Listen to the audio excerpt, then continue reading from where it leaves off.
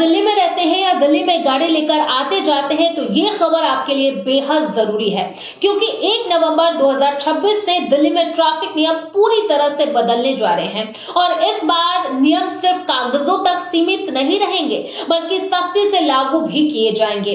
दरअसल दिल्ली की मुख्यमंत्री रेखा गुप्ता ने air pollution mitigation action plan 2026 लागू कर दिया है, जिसका सीधा मकसद है राजधानी की हवा को साफ करना और प्रदूषण से बड़े कारणों पर सीधा प्रहार करना।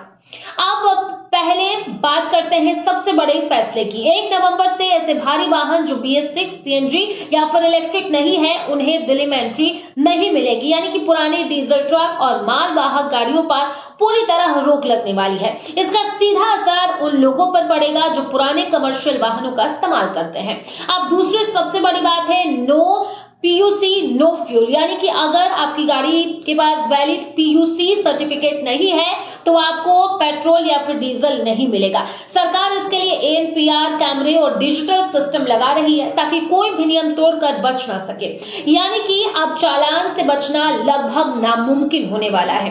अब ये सवाल है कि अगर प्रदूषण अचानक बहुत ज्यादा बढ़ जाता है तो क्या होगा?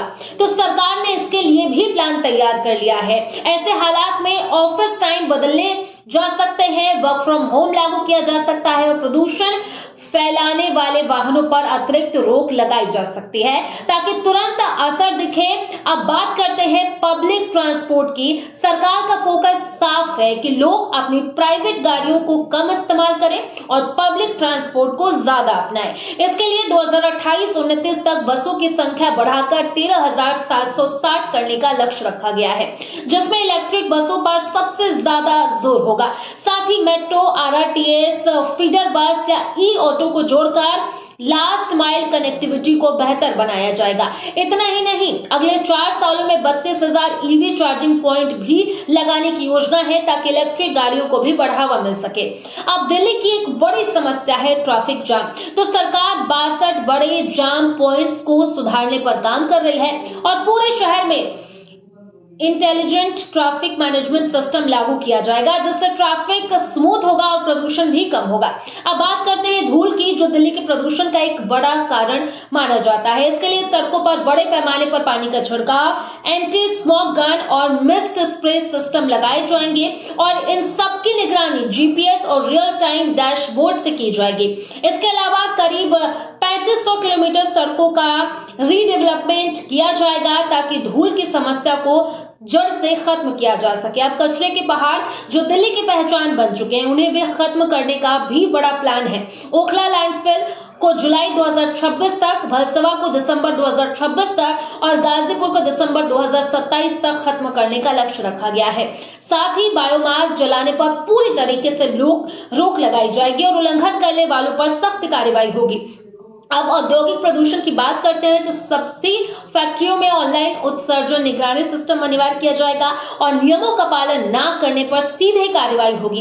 इस पूरे प्लान की खास बात यह है कि इसमें टेक्नोलॉजी का बड़े स्तर पर इस्तेमाल किया जाएगा। Real time air quality monitoring, green war room और इंटीग्रेटेड कमांड एवं कंट्रोल सेंटर बनाए जाएंगे ताकि हर चीज पर नजर रखी जा सके। साथ ही वार्ड स्तर पर टीमें तैनात होंगी और आम लोगों को भी इस अभियान में शामिल किया जाएगा ताकि वे शिकायत कर सके और जागरूक बने। इसके अलावा सरकार 2026-27 में 70 लाख पेड़ पौधे लगाने जा रही है और आगे चलकर 1 करोड़ से ज्यादा पौधारोपण का लक्ष्य रखा गया है। यानी कि साफ है कि ये सिर्फ एक योजना नहीं है बल्कि एक बड़ा मिशन है जिसका मकसद है दिल्ली को प्रदूषण मुक्त बनाना।